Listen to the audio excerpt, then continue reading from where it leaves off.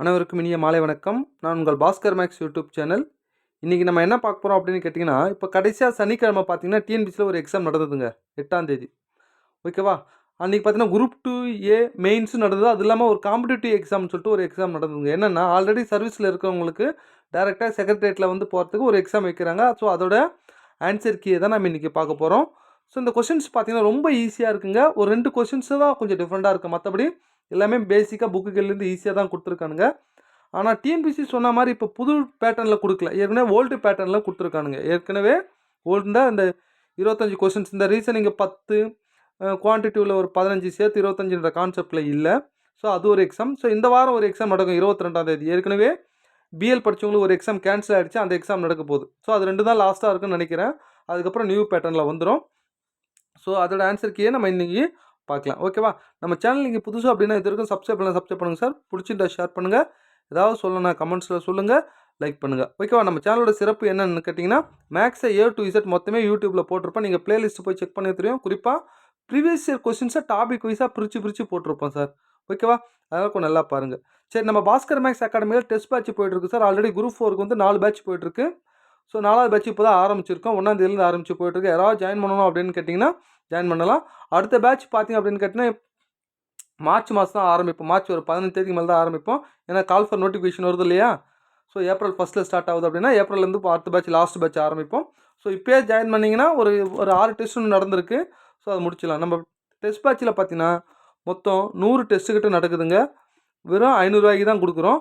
அந்த 100 டெஸ்ட்டோட explanation record video கொடுக்குறோம். எல்லாமே பிடிஎஃப்ல கொடுக்குறோம். நீங்கள் பிரிண்ட் அவுட் போட்டு கூட வச்சுக்கலாம். A to Z மொத்தம் கவர் ஆகிடுங்க. அதுதான் விஷயம். 2025 வரைக்கும் கடைசியாக அப்டேட் பண்ணி கொடுப்பேன். கடைசியாக நடந்த எக்ஸாம் வரைக்கும் அப்டேட் பண்ணி கொடுப்பேன். அதனால் கொஞ்சம் நல்லா பார்த்துக்க. ஷெட்யூல் வந்து வேணும் அப்படின்னு கேட்டிங்கன்னா வாட்ஸ்அப்பில் டிஸ்கிரிப்ஷனில் வாட்ஸ்அப் நம்பர் போடுறேன். நீங்கள் அனுப்புங்க. வாட்ஸ்அப் நம்பர் போடுறேன். நீங்கள் டீட்டெயில்ஸ் அனுப்புங்க. நான் அனுப்புகிறேன். ஷெட்யூல் பாருங்கள். பிடிச்சிருந்தா ஷேர் பண்ணுங்கள். ஓகேவா? ரைட்டுங்க. ஃபஸ்ட்டு கொஸ்டின் கொஞ்சம் நல்லா கவனிங்க. ரூபாய் 125க்கு 2% ஆண்டு வட்டியில் வருடத்திற்கு ஒரு முறை, நல்லா கவனிக்கணும், வருடத்திற்கு ஒரு முறை கூட்டு வட்டி முறையில் கணக்கிடப்படும் போது 216 எத்தனை ஆண்டுகளில் கிடைக்கும்? இது ஒரு கொஸ்டினில் சின்ன கரெக்ஷன் இருக்குங்க. ஓகேவா? இந்த கொஸ்டின் ஆல்ரெடி முன்னாடிலாம் இருக்குது. என்னென்னா 2% கிடையாதுங்க, 20% அப்படின்னு கொஸ்டினில் கொடுத்துருக்கணும். நீங்கள் 2% போட்டால் ஆன்சர் வராது. 20%ன்னு கொடுத்துக்கணும். அப்போ இங்கே வந்து கொஸ்டின்ஸில் சின்ன கரெக்ஷன் இருக்குது, பார்த்துக்குங்க. ஓகேவா? சரி, இப்போ நான் கூட்டு வட்டியில் எண்ணு கண்டுபிடித்து அவ்வளோ ஈஸியாக நம்ம ஷார்ட்கட்லேயே சொல்லியிருப்போம். எப்படி அப்படின்னு கேட்டிங்கன்னா, முதல்ல மொத்த தொகை 216. புரியுதா? அசல் எவ்வளோ? 125. இதை கழிங்க. 6ல் 5 போச்சுன்னா 1, 1ல் 2 போகாது, 11ஆக மாறும், இது 1ஆக மாறும், 11ல் 2 போச்சுன்னா அப்போ வட்டி மட்டும் எவ்வளோங்க? 91. புரியுதா? இப்போ இந்த வட்டியை வச்சு தான் அது எத்தனை வருஷத்துக்குன்னு நான் கால்குலேட் பண்ண போகிறேன். இங்கே பாருங்கள், 125 அசல் எடுத்துக்கிட்டேன். ரேட் ஆஃப் இன்ட்ரெஸ்ட் எவ்வளோ? 20% பை 100. இங்கே பாருங்கள், ஓர் 20 20, ஐ 20 100, ஓர் 5 5, 2 5 10, ஐ 5 25. அப்போது ஒரு வருஷத்துக்கு வட்டி ₹25 கிடைக்குது. அதானே? அப்போ இது ஒரு வருஷம் தானே? ஒரு வருஷத்துக்கு ₹25. 2 வருஷத்துக்குன்னா 50 கூட ஒரு சம்திங். 3 வருஷம்னா 75 ஒரு சம்திங். 4 வருஷம்னா 100 ஒரு சம்திங். பாருங்கள், ஒரு வருஷம்னா ₹25, 2 வருஷம்னா ₹50, அது கூட ஒரு சம்திங் சேரும். ஏன்னா வட்டிக்கு வட்டி கண்டுபிடிக்கும் போது. ஸோ இங்கே 50 சில்லற அப்படின்னா எண்ணுக்கு 2ன்னு போடணும். ஓகேவா? சரி, 3 வருஷம்னா 75, அது கூட ஒரு சம்திங். அப்போ 91 வரும். அப்போ எண்ணுக்கு எவ்வளோ? 3. முடிஞ்சு போச்சுங்க. ஓகேவா? சப்போஸ் 4 வருமானு கேட்டால் 4ஆல் பெருக்கினா 100, 100 கூட ஒரு சம்திங் வருது. 100க்கு மேலே வருது அப்படின்னா எண்ணுக்கு 4ன்னு எடுத்துக்கணும். புரியுதுங்களா? அப்போ எண்ணுக்கு என்ன ஆன்சர்னா 3 தான் சரியான ஆன்சர். நீங்கள் வச்சு ஃபார்முலா வச்சு போட்டு நீங்கள் என்ன போட்டு கொண்டு வந்தாலும் எண்ணுக்கு 3 தாங்க வரும். நான் இப்படி போடுறேன் அப்படி போடுறேன்னு எப்படி போட்டாலும் எண்ணுக்கு 3 தான் வரும், பார்த்துக்க. ஸோ இது மாதிரி ஷார்ட்கட்டை கற்றுக்கிட்டிங்கன்னா நம்ம டேரெக்டாக போட்டு போகலாம். இந்த கொஷின்ஸில் மட்டும் ஆரோட வேல்யூ 20 அப்படின்னு வரணும். ஓகேவா? இதே கேள்வியை முன்னாடி கேட்டிருந்தாங்க 125க்கு. ஓகேவா? 3 வருடங்களில் 2016 மாறுது, வட்டி வீதம் யாது அப்படின்லாம் கூட கேள்வி கேட்டிருந்தாங்க. ஓகே, அதை தான் கொஞ்சம் மாற்றி கேட்டிருக்கேங்க, பார்த்துக்குங்க. அடுத்தது 178வது கொஷின்ஸ் பாருங்க. 176வது கேள்வி பாருங்க. எது நிகழ்தகவாக இருக்க முடியாது அப்படின்னு ஒரு கேள்வி கேட்குறாங்க. நல்லா புரிஞ்சுக்குங்க. நிகழ்தகவு அப்படின்னா ப்ராபபிலிட்டி, அதோடைய ரேஷியோ என்ன இருக்குன்னா P of A less than or equal to 0 less than or equal to 1 அப்படின்னு தான் இருக்கும். நிகழ்தகவோட மதிப்பு எப்போதும் 0க்கும் 1க்கும் இடையில தான் இருக்கும். 0வாக இருக்கலாம், 1ம் இருக்கலாம் அப்படின்னு கேள்வி கேட்குறாங்க. ஓகேவா? அப்போ இதில் எது இதில் இருக்க முடியாது அப்படின்னா இங்கே பாருங்க 20% எப்படி போடலாம்? 20/100. இதை பிரித்து என்ன வரும்? 0.20 அப்படின்னு மாறுமா? இது இருக்கலாம். 0 வருது, இதுவும் இருக்கலாம். 0.253 இது இருக்கலாம். ஆனால் இது இருக்கலாமா? இருக்கக்கூடாது. ஏன்னா 1ஓட அதிகமாக இருக்குது பாருங்கள். எப்பவுமே நல்லா தெரிஞ்சுக்க, நிகழ்தகவோட மதிப்பு 0க்கும் 1க்கும் இடையில தான் இருக்கும். 0வும் இருக்கலாம், 1 இருக்கலாம். ஆனால் 1ஓட அதிகமாக போகக்கூடாது, 0ஓட மைனஸில் இருக்கக்கூடாது. அப்போ 176க்கு டி தான் சரியான ஆன்சர். பார்த்துக்குங்க. ஓகேவா? சரி, 177க்கு நான் இது 3ன்னு சொல்லிட்டேன். 178. ஒரு முக்கோண வடிவ வயலின் பக்கங்களின் நீளம் நல்லா கவனிக்கணும். பக்கம் 10, 24, 26. மேலும் இந்த வயலை சமப்படுத்தி மீட்டருக்கு 20 ரூபாய் எனில் ஆகும் செலவை காண்க அப்படின்னு கேட்குறாங்க. இந்த பக்கத்தை கொஞ்சம் 10, 24, 26 இதை வச்சுட்டு முக்கோணத்திட்ட பரப்பை கண்டுபிடிக்கணும். பரப்பை கண்டுபிடிச்சி 20ஆல் பெருக்கணும். பரப்பை கண்டுபிடிக்கிறதுக்கு முன்னாடி இதை அடிக்க முடியுமான்னு செக் பண்ணுறேன். ஏன்னா இது செங்கோண முக்கோணமான்னு செக் பண்ணுறேன். 2 10, 12 2 24, 13 2 36. ஆமாம், இது செங்கோண முக்கோணம் தான். ஏன்னா 5 ஸ்கொயர் பண்ணால் 25, 12 ஸ்கொயர் பண்ணால் 144, இது ரெண்டுத்தையும் கூட்டினோம்னா 13 ஸ்கொயர் பண்ணால் 169ன்னு வருது. அப்போ இது செங்கோண முக்கோணம் தான். பாருங்கள் நான் எப்படி கண்டுபிடிச்சேன்னு. ஓகேவா? பெரிய பக்கம் எது? 26.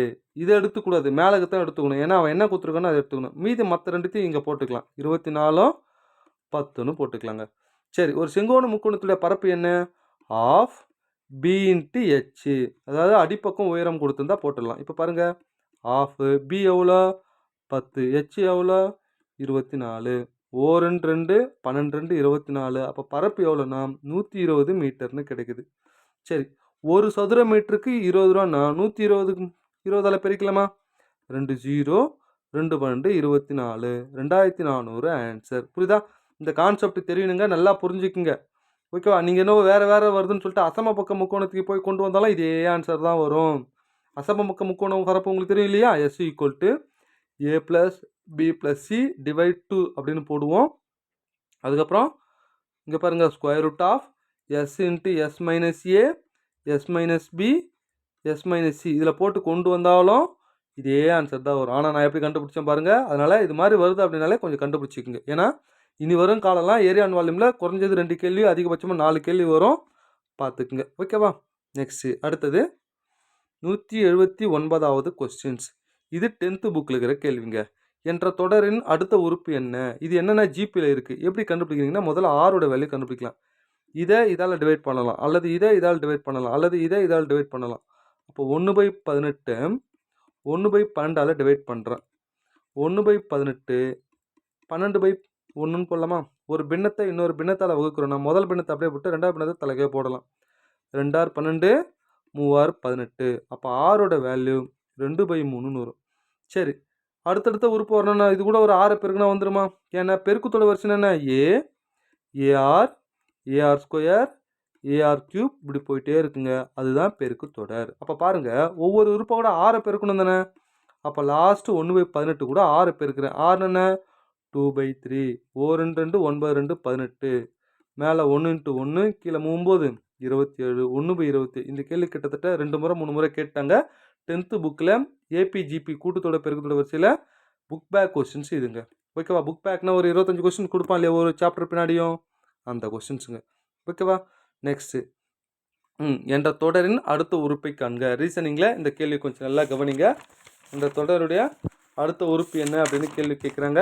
சரி, முதல்ல 30 45 மாறுது. என்ன இங்கே பாருங்கள், கூட்டி பார்த்தா வரல, பெருக்கி பார்க்குறாங்க. 30 கூட 1.5 பெருக்கணும்னா 45ன்னு மாறும். ஏன்னா 45 ஒரு 0 45 மாறும். அடுத்தது 45 2ஆல் பெருக்கணும்னா 90 மாறுது. ஏன்னா அடுத்து 90 வருது.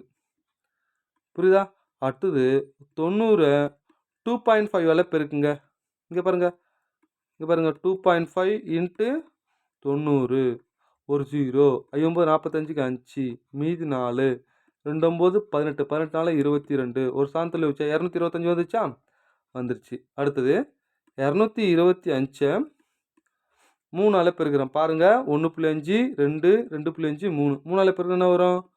3 5 5 5 மீதி 1 3 2 6 6 1 7 3 2 625 கரெக்டாக வந்துச்சா? அப்போ லாஸ்ட்டாக என்ன வரணும்னா 675 3.5ஆல் பெருக்கிறேன். இங்கே பாருங்கள் 675 35ஆல் பெருக்கிடுவோம். ஒரு சாந்தலை புள்ளி வச்சா முடிஞ்சு போச்சு. 5 25க்கு 5 5 35 2 37க்கு 7 மீதி 3 5 30 33 3 5 5 மீதி 1 3 21 21 22க்கு 2 மீதி 2 3 18 18 20 கூட்டுங்க 5 7 5 12க்கு 2 மீதி 1 3 2 5 5 1 6 3 2 ஒரு சான் தள்ளிப்புள்ளி வைக்கணுமா? அவ்வளோதாங்க. 23 62.5 எங்கே இருக்குது? சி தான் சரியான ஆன்சர். ஓகேவா? ஸோ நம்ம யோசிக்கணும். ரீசனிங்கை பொறுத்த வரைக்கும் நல்லா பாருங்கள். நம்ம எந்த அளவுக்கு பல ஆங்கிள் யோசிச்சு பார்ப்போம். அதுதான் ரீசனிங். இந்த வாட்டி செக் வச்சுக்கிறதுக்கு காரணமே அதுதான். ஓகேவா? நம்ம டெஸ்ட் பேட்சில் ரீசனிங் சம்மந்தமாக நல்லா டீட்டெயிலாக ஒவ்வொரு டாப்பிக்கு 2 டெஸ்ட்டு கொடுக்குறோம். பார்த்துக்குங்க. அடுத்தது நான் சொன்னல ஒரு 2 கேள்வி டிஃப்ரெண்ட்டான கேள்விண்ணா. அதில் ஒரு கேள்வி இது கேள்விங்க. இங்கே பாருங்கள். ஏபிசிடியோட வேல்யூ கொடுத்துட்டு இதோட வேல்யூ என்னன்னு கேட்குறான். சுருக்குன்ற கான்செப்டில் ஏவோட வேல்யூனா 2 அப்போ 2/2 ஹோல் ஸ்கொயர் ப்ளஸ் பியோட வேல்யூனா 4/3 ஹோல் ஸ்கொயர் ப்ளஸ் சியோட வேல்யூனா 6/4 ஹோல் ஸ்கொயர் டியோட வேல்யூ 8/5 ஹோல் ஸ்கொயர். இப்போ பாருங்கள் 2 கேன்சல் 1 ஸ்கொயர் பண்ணால் 1 தான். மேலே 16/9ன்னு மாறும் ப்ளஸ் 36/16ன்னு மாறும் ப்ளஸ் 64/25ன்னு மாறும். அவ்வளோதான் சார். இதை மொத்தம் சிம்பிளை பண்ணி ஆட் பண்ணால் ஆன்சர் கிடச்சிருங்க. கீழே இருக்கிற நம்பருக்குலாம் ஒன்று கீழே இருக்கிற நம்பருக்குலாம் எல்சிஎம் மெத்தா என்ன வரும் அப்படின்னு கேட்டிங்கன்னா 3600ன்னு வருங்க. அப்போது 3600 மேலேங்க 3600 பெருக்கணும் இல்லையா? 3600 ப்ளஸ் 9 கூட எதை கூட 3 பெருனா வரும் அப்படின்னு கேட்டிங்கன்னா 4ஆல் பெருக்கும். அந்த 4 எடுத்து மேலே இது கூட பெருக்கணும். ஸோ எல்சிஎம் எனக்கு தெரியும் இல்லையா? இதை இங்கே பாருங்கள் 400 தானே. அந்த 4 16 நாள் 64 6400. நெக்ஸ்ட்டு 36 10 டைம்ஸ் வருமா? இப்போ 10 எடுத்து போயிட்டு இங்கே பாருங்கள் இதை 16ஆல் டிவைட் பண்ணால் என்ன வரும் அப்படின்னு கேட்டிங்க. எல்சிஎம் எடுத்து மேலே 36 பெருக்கிட்டிங்கன்னா உங்களுக்கு ஆன்சர் என்ன வரும்னா 8100ன்னு கிடைக்கும். லாஸ்ட்டில் 9216ன்னு கிடைக்கும். ஓகேவா? இதெல்லாம் தெரியலையா உங்களுக்கு? ஸோ கீழே இருக்கிற நம்பர் இதாக கூட எதை பெருக்குனா மேலே எங்கே பெருக்குனா 3600 வரும்னா அதுக்கேற்ற மாதிரி மேலே பெருக்கணுங்க. வேறு ஒன்றும் இல்லை. இது மொத்தம் ஆட் பண்ணுங்கள். மொத்தம் ஆட் பண்ணால் 27316ன்னு கிடைக்கும். கீழே 3600ன்னு கிடைக்கும். இதை இன்னும் 4ஆல் அடிக்கலாம். 4ஆல் ஏன்னா கடைசி 2 இலக்க பாருங்கள் 16. இது 4ஆல் அடிக்கலாம். இது 4ஆல் பெருக்கணும்னா 4ஆல் அடித்தோம்னா 68 29ன்னு வரும். இது 4ஆல் அடித்தா 9 4 900. எங்கே இருக்கு பாருங்கள் 68 29. ஸோ சி தான் சரியான ஆன்சர். ஓகேவா? கொஞ்சம் டிஃப்ரெண்டான கொஸ்டின். கொஞ்சம் டைம் எடுத்துக்கும். வேறு ஒன்றும் இல்லைங்க. ஓகேவா? அடுத்தது 182வது கொஸ்டின்ஸ். ஒரு வகுப்பறையில் 60 மாணவர்கள் உள்ளனர். ஆண்களை விட பெண்கள் 2 மடங்கு உள்ளனர். அதானே? நல்லா கவனிங்க. ஆண்களை விட பெண்கள் 2 மடங்கு உள்ளனர். அப்போ 60 பாய்ஸு கேர்ள்ஸுன்னு பிரிக்க போகிறேன். ஆண்களை விட பெண்கள் 2 மடங்கு அப்படின்னா இது 1ன்னு வரும், இது 2ன்னு வரும். இதை பிரிங்க. 3 மடங்கு தானே 60. அப்போ 1 மடங்கு எவ்வளோ? 3 மடங்கு 60னா 1 மடங்கு எவ்வளோ? 20. அப்போ இது 20, இது 40. பாருங்கள் 2 மடங்கு பிரிச்சாச்சு. இது பாய்ஸு கேர்ள்ஸுன்னு சொல்லிட்டு. சரி, கமல் என்ற மாணவர் முதலிலிருந்து தரவரிசையில் 17வது இடத்தை பெறுகிறார். நல்லா கவனிக்கணும். இது ஆர்எஸ்ஆரில் இந்த புக் கொஸ்டின்ஸ் அப்படியே இருக்குங்க. ஓகேவா? ரேங்கிங் கொஸ்டின் நம்ம டெஸ்ட் பேட்சில் படிச்சு இருக்கவங்களுக்கு இது தெரியும். ஓகேவா? ஸோ கமல் என்ற மாணவர் முதலிலிருந்து தரவரிசையில் 17வது இடத்துல இருக்கிறார். மேலேருந்து எவ்வளோ? 17th பிளேஸில் இருக்கிறாரு. யாருன்னா கமல். ஓகேவா? கமலுக்கு முன்பு 9 பெண்கள் இருந்தால் தரவரிசையில் கமலுக்கு அடுத்து எத்தனை ஆண்கள் இருக்க முடியும் அப்படின்னு கேள்வி கேட்குறாங்க. நல்லா கவனிக்கணும். கமலுக்கு முன்பு 9 பெண்கள் இருக்காங்க. மொத்த பெண்கள் எவ்வளோ? மொத்தம் 40. அப்போ கமலுக்கு மேலே எத்தனை பெண்கள் இருக்காங்க? 9 பெண்கள் இருக்காங்கன்னா கமலுக்கு கீழே எத்தனை பெண்கள் இருப்பாங்க பாருங்க? 31 பெண்கள் இருப்பாங்க. புரியுதுங்களா? நல்லா புரிஞ்சுக்குங்க. மேலேருந்து கமல் 17வது பிளேஸில் இருக்கிறாரு. கமலுக்கு மேலே 9 பெண்கள் இருக்காங்க. அப்போ கமலுக்கு கீழே மொத்தம் எத்தனை பெண்கள் இருப்பாங்க? 39 பெண்கள் இருப்பாங்க. ஏன்னா பெண்கள் கேர்ள்ஸ் வந்து மொத்தம் 40 அப்படின்னு சொல்கிறாங்க. அப்போ 31 பெண்கள் இருக்காங்க. புரியுதா? சரி, மேலேருந்து கமல் 17வது பிளேஸில் இருக்கிறாரு அதானே? அப்போ கமலோடு சேர்த்து எத்தனை ஆண்கள் இருப்பாங்க அப்படின்னு பாருங்கள். ஆண்கள் மொத்தம் 20 தானே அதானே? அப்போ எத்தனை ஆண்கள் இருப்பாங்கன்றத பாருங்கள். கொஞ்சம் நல்லா கவனிங்க. கமல் 17வது ப்ளஸ்ஸு, அதில் 9 பேர் என்னது கேர்ள்ஸு. அப்போ கமலோட சேர்த்து மொத்தம் 8 பாய்ஸ் இருப்பாங்க. ஆண்கள் எத்தனை?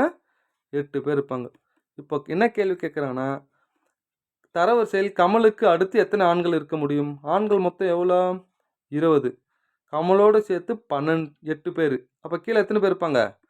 12 ஆண்கள் தான் இருப்பாங்க. ஏன்னா கமலோடு சேர்த்து மேலேருந்து கமலோடு சேர்த்து எவ்வளோ? 8 ஆண்கள், 9 பெண்கள். அப்போ 9 8 17 பிளேஸு. கீழே மொத்தம் 20 ஆண்கள் இல்லையா? அதில் 8 போச்சுன்னா அவருக்கு கீழே 12 ஆண்கள் இருப்பாங்க. சி தான் சரியான ஆன்சர். ஓகேவா? இதெல்லாம் ஆர்எஸ் அவரால் இந்த கேள்வி அப்படியே இருக்குங்க. குரூப் 2A மெயின்ஸும் கொடுத்துருந்தேன். இப்போ குரூப் 4 டெஸ்ட் பேட்ச்லையும் இந்த கொஸ்டின்ஸ் கொடுத்துருப்பேன். கொஞ்சம் நல்லா பார்த்துக்குங்க. ஓகேவா?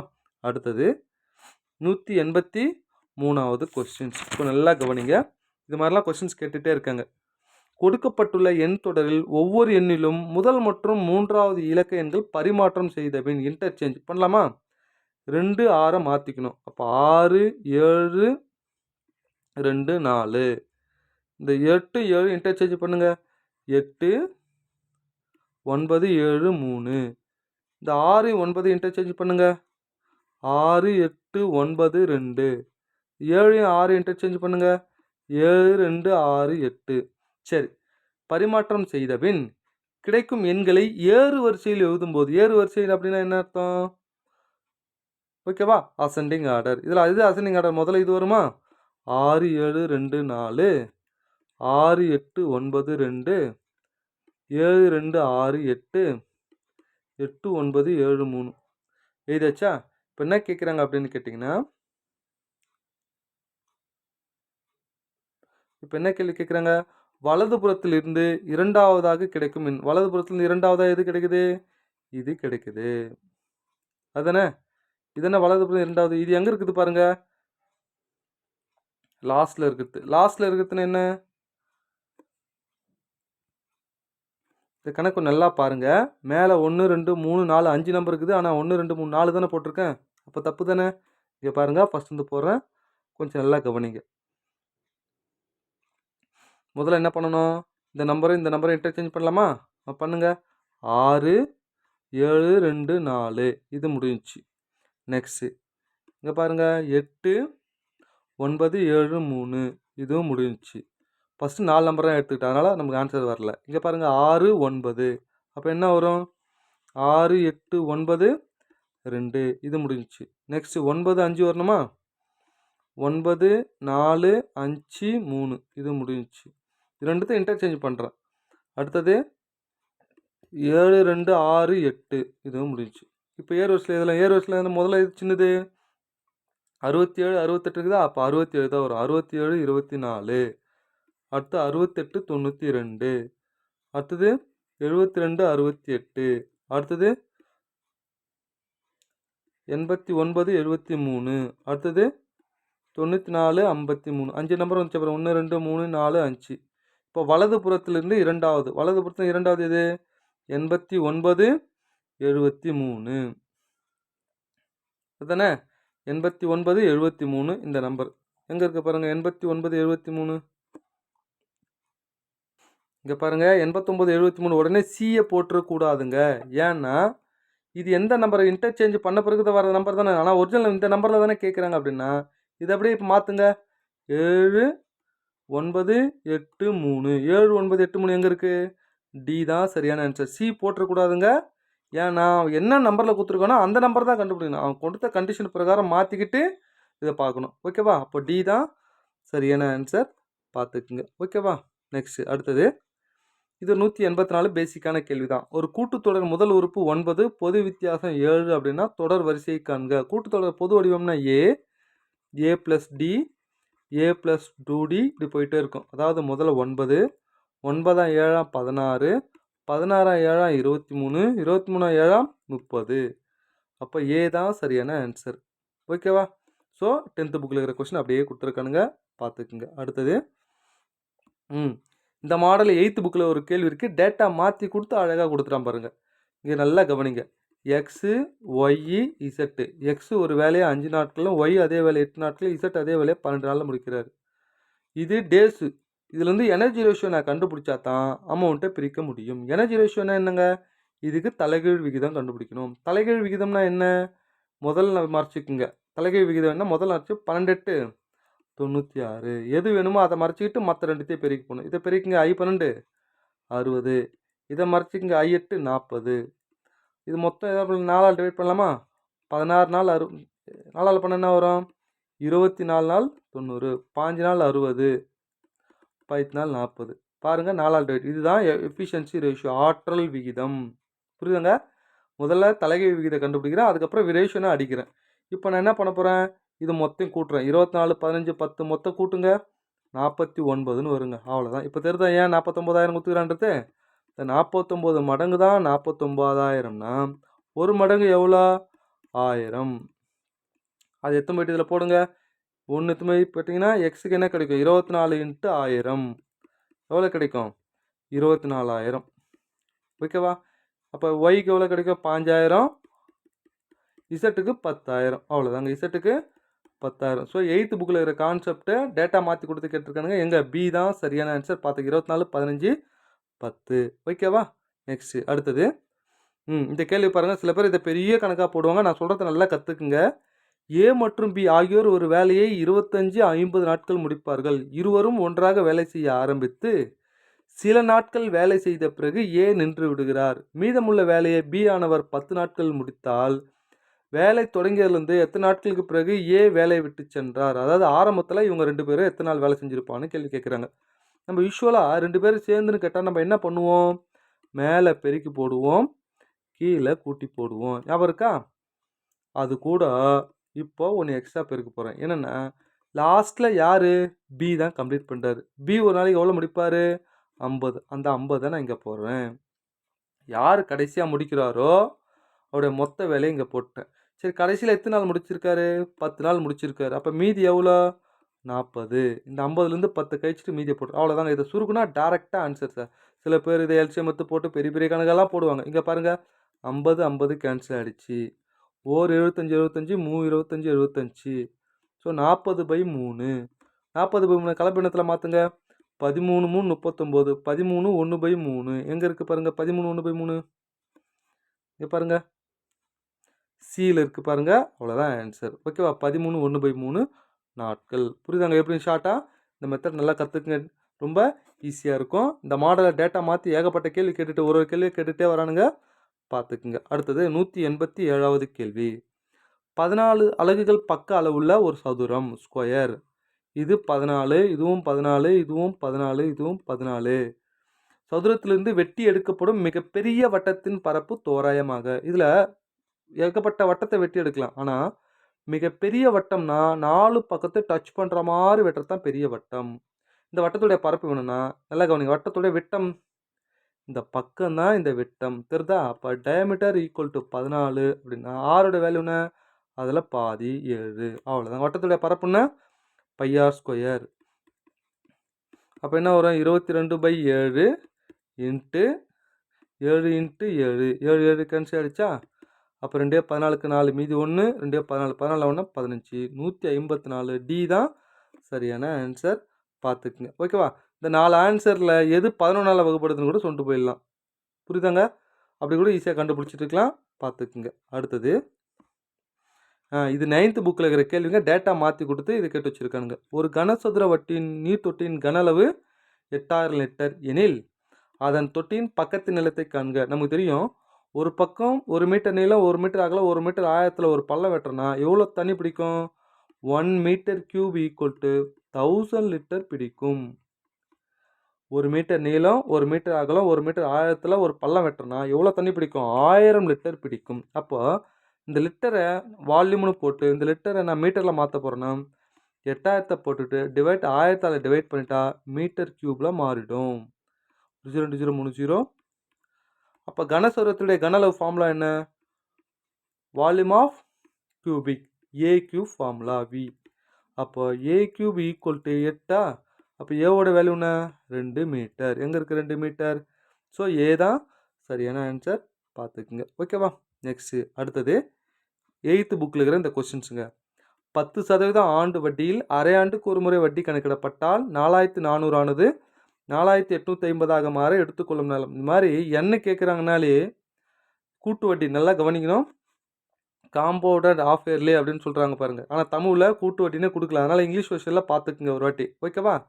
ஸோ 4850ன்றது மொத்த தொகை. 4400ன்றது என்னது? அசல் கழிக்கிறோம். 1 5 4 450 ரூபா 56 ரூபாய் என்னது? கூட்டு வட்டி கிடச்சிக்குது. இது மாதிரி என்ன கேட்குறாங்க, ஷார்ட்கட்டில் போட சொன்ன ஞாபகம் இருக்கா? 4400 இன்ட்டு ரேட் ஆஃப் இன்ட்ரெஸ்ட் 10னா அரையாண்டுக்கு ஒரு முறை 2ஆல் டிவைட் பண்ணிக்கலாமா? அப்போ 5% கிடைக்கும். அரையாண்டுக்கு ஒரு முறைங்க இது, நல்லா பார்த்துக்குங்க. ஸோ 5 நாள் 20, மீதி 2 5 நாள் 20, 220. அப்போது ஒரு அரையாண்டுக்கு 260, 2 அரையாண்டுக்கு 440 சம்திங், 3 அரையாண்டுக்கு 660 சம்திங். ஆனால் இங்கே 440 சம்திங் தானே இருக்குது. அப்போ ஆன்சர் என்ன? 2 அரையாண்டுகள் அப்படின்னு சொல்லலாம். 2 அரையாண்டுகள். 2 அரையாண்டுகள்னு அர்த்தம் ஒரு வருடம். ஸோ எங்கள் ஆன்சர் பி தான் சரியான ஆன்சர், பார்த்துக்கங்க. ஸோ நான் எப்படி ஷார்ட்டாக போகிறேன்னு கற்றுக்குங்க. ஓகேவா? நான் ஃபார்முலா வச்சு தான் போடுவேன்னா தப்பே கிடையாதுங்க. ரைட், அடுத்தது இது ஒரு டிஃப்ரெண்ட்டான கொஸ்டின். ஏன்னா கொஞ்சம் டைம் எடுத்துக்கிற கொஸ்டின், வேறு ஒன்றும் இல்லை. ஒரு இருசக்கர வாகனம் ஒன்றின் விலை ஆண்டுக்கு, இங்கே பாருங்கள், 3 ஆண்டுகளுக்கு முன்பு 60,000 இருந்தது. அதன் மதிப்பு ஆண்டுதோறும் 3% குறைகிறது எனில் தற்போதைய மதிப்பை காண்க அப்படின்னு சொல்கிறாங்க. நான் என்ன பண்ணுறேன் அப்படின்னு கேட்டிங்கன்னா, இங்கே பாருங்கள் 60,000 எடுத்துக்கிட்டேன். ஓகேவா? 3% குறையுதா? அப்போ 97/100 இன்ட்டு 97/100 இன்ட்டு 97/100. இங்கே பாருங்கள் 2 0 2 0, அடுத்த 2 0 2 0 கேன்சல் ஆகிடுச்சு. கீழே 100 இருக்குது இல்லையா? அதை அப்படியே வச்சுக்கோங்க. மேலே தான் மொத்தம் பெருக்குங்க. 6 இன்ட்டு 97 இன்ட்டு 97 இன்ட்டு 97 டிவைட் 100. இதை பெருக்குத்தாங்க டைம் எடுத்துக்கும். இது மொத்தம் பெருக்குனிங்கன்னா 54 76 0 38ன்னு வரும். அதை 100ஆல் டிவைட் பண்ணிட்டோம்னா ஒரு 2 சாந்தில் புள்ளி வந்துச்சுன்னா 54 76 0.38. எங்கே இருக்குது பாருங்கள்? 54 76 38. சி தான் சரியான ஆன்சர், பார்த்துக்குங்க. ஓகேவா? நல்லா புரிஞ்சுக்குங்க. மேக்ஸை பொறுத்த வரைக்கும் புக்கு கேள்வி ப்ரீவியஸ் கொஷின்ஸை ஒன்று விடாமல் பார்த்துக்கிறது நல்லது. அதையும் தாண்டி டிஃப்ரெண்ட்டாக ஒன்று வருது அப்படின்னா அதுவும் ஒரு ரிசல்ட்டை பாதிக்காதுங்க, பார்த்துக்குங்க. ஓகேவா? அடுத்தது இது 7th புக்கில் இருக்கிற கொஸ்டின்ஸுங்க. ஒரு தொகையானது 3 ஆண்டுகளில் 12% தனி வட்டி விதத்தில் இந்த தொகையாக மாறுகிறது எனில் அசல் காண்க. அப்போ அசல் அப்படின்னாலே 100%ன்றது உங்களுக்கு தெரியும். வட்டி அப்படின்னாலே அதானே, சிம்பிள் இன்ட்ரெஸ்ட் அப்படின்னாலே எண்ணெய் ஆறையும் பெருக்கிற சதவீதம்ன்றது தெரியும். அமௌண்ட் மொத்த தொகை அப்படின்னாலே அசல் கூட வட்டி சேர்றதுன்னு தெரியும். இப்போ சொல்லுங்கள், 3 2 12 36, 36% தான் வட்டி. ஆனால் இங்கே மொத்த தொகை தானே கொடுத்துருக்காங்க. அசல் ஒரு 100 ஒரு 36, 136% தான் 17,000 இன்ட்டு 100ன்னு போட்டால் நம்மளுக்கு என்ன கிடச்சிரும்? அசல் கிடச்சிருங்க. ஓகேவா? புரியுதாங்க? இங்கே பாருங்கள் எப்படி கேன்சல் பண்ணுறேன் பாருங்கள். 52 100, 6 2 12, மீது 1 8 2 16, 1 17 17, 4 17 68. அப்போ 1ன்னா இங்கே 1000 மாறுமா? அடுத்தது ஒரு நாள் 4, 25 நாள் 100 ஒரு 0. அப்போ 50 250 பேருக்குங்க. 25 125 2 0 12,000. சுருக்கத்து நீங்கள் எப்படி வேணா சுருக்கலாங்க. 12,500 ஆன்சர். ஓகேவா? பார்த்துக்குங்க. அடுத்தது ஆண்டுக்கு 6% வட்டி வீதத்தில் ஒரு தொகை 17,800லிருந்து 19,936 உயரும் எனில் எத்தனை ஆண்டுகள் அப்படின்னு கேள்வி கேட்குறாங்க. அப்போது இங்கே எதுவுமே கொடுக்கலன்னா தனி வட்டி தான். 19,936 கூட மொத்த தொகையிலேருந்து அசலை கழிக்கிறேன். கழிச்சு என்ன வரும்? 6 3 1 2 2136 தனி வட்டி கிடைக்குதா? அவ்வளோதாங்க. பிஎன்ஆர் என்ற ஃபார்முலா போடலாமா? பி எவ்வளோ? PNR/100 equal to 2136. அசல் எவ்வளோ? 14,800. என் எவ்வளோ தெரியாது. ஆர் எவ்வளோ? 6% டிவைட் 100 ஈக்குவல் டு என்ன வரும்? 21 36. புரியுதாங்க? இதை சுருக்கணும்னா ஆன்சருங்க. நல்லா புரிஞ்சுக்கங்களேன். இங்கே கடைசியில் 6 தானே முடியுது. இங்கே பாருங்க 8 ஒரு 6 8 6 48 6 6 கூட இங்கே பாருங்க இந்த அமௌண்ட்டா இங்கே 6ன்னு இருக்கா, இது சிம்ப்ளை பண்ணால் ஆன்சர். இங்கே பாருங்கள் 2 0 2 0 கேன்சல் ஆகிடுச்சா? சரி 6ஆல் அடிக்கலாமா? 1 6 6 3 6 18 மீதி 3 5 6 30 மீதி 3 6 6 36 178 356 எத்தனை மடங்கு வரும் பாருங்க? 178 2ஆல் பெருங்கினாலே 356 வரும். 2 8 16 6 மீதி 1 2 14 14 15 5 மீதி 1 1 2 1 356 வருதா? அப்போ இது 1 மடங்குனா இது 2 மடங்கு. அப்போ என்னோட வேல்யூ என்னன்னா 2 தாங்க சரியான ஆன்சர். எங்கே இருக்குது? ஏ தான் சரியான ஆன்சர். பார்த்துக்குங்க. ஓகேவா? மெத்தடை கற்றுக்குங்க சார். அடுத்தது இந்த கேள்வி ரொம்ப ட்விஸ்ட் வச்சு கேட்குறாங்க. 6வது புக்கில் இருக்கிற கேள்வி கொஞ்சம் மாற்றி கேள்வி கேட்குறான். அமௌண்ட்டை மாற்றிட்டான். குமரனிடம் 6000 உள்ளது. அங்கே 600ன்னு கொடுத்துருப்பாங்க சார். இங்கே ஒரு 6000 கொடுத்துட்டாங்க. அதனை விமலா மற்றும் யாழினிக்கு இடையே 2:3. இது யார்? விமலா. இது யார்? யாழினி. இது ரெண்டும் கூட்டினா 5 மடங்கு. 5 மடங்கு தான் எவ்வளோனா 6000. 1 5 5 12 5 60. அப்போது 1 மடங்கு 1200. அதுக்குமே இங்கே போடுங்க. விமலா 2 பண்டு 24 2400 3 பண்டு 36 3600. எங்கே இருக்குது பாருங்கள்? விமலா 2400 யாழினி 3600. ஏ தான் சரியான ஆன்சர். ஓகேவா? அதனால் இந்த கேள்வியை ட்விஸ்ட் வச்சுருக்கான். லைட்டாக ஒரு 0 சேர்த்துட்டான். 600 புக்கில் இருந்திருக்கும், அவன் 6000 கொடுத்துட்டான். அடுத்தது 6th புக்கில் இருக்கிற கேள்விங்க. பேசிக்கான கேள்வி. விகித சமம் எனில், விகித சமம்னாலே இது ரெண்டுத்தையும் பெருக்கணும், இது ரெண்டுத்தையும் பெருக்கணும். அப்போ 5x ஈக்குவல் டு 7 × 25 1 5 5 5 25 7 35. எக்ஸோட வேல்யூ என்ன கிடைக்குன்னா 35ன்னு கிடைக்குது. பார்த்துக்குங்க. ஓகேவா? அடுத்தது பேசிக்கான கேள்வி. இதுவும் 6th புக்கில் இருக்குங்க. 24 மற்றும் 32ன் எல்சிஎம் என்ன? 24 32. எல்சிஎம் எடுத்தால் என்ன வரும்? 4ஆல் 6 நாள் 24 8 நாள் 32 மறுபடியும் 2ஆல் 3 2 6 4 2 8. இது பிறகு 4 2 8 3 நாள் 12 12 8 96 ஆன்சர். எங்கே இருக்குது? பி தான் சரியான ஆன்சர். பார்த்துக்குங்க. ஓகேவா? அடுத்து பாருங்கள்.